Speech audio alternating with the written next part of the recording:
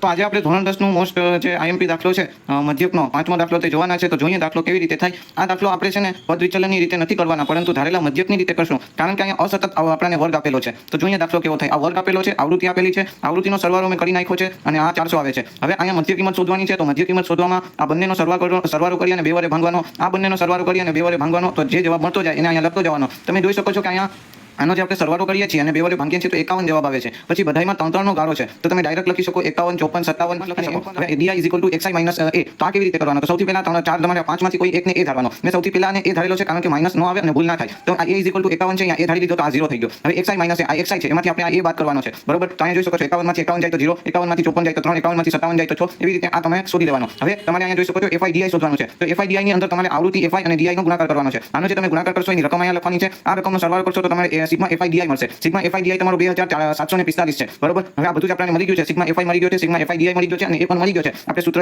લગાડીએ x a plus sigma fi di ના છેદમાં sigma fi. x a કેટલા છે? આપણા 51 છે. તમારો સિગ્મા fi di છે 2745 અને સિગ્મા fi છે 400. હવે આનો તમે ભાગાકાર કરશો તો તમારો 6.86 જવાબ આવશે. હવે 6.86 ને 51 નો સરવાળો કરશો તમે તો તમારો જવાબ આવી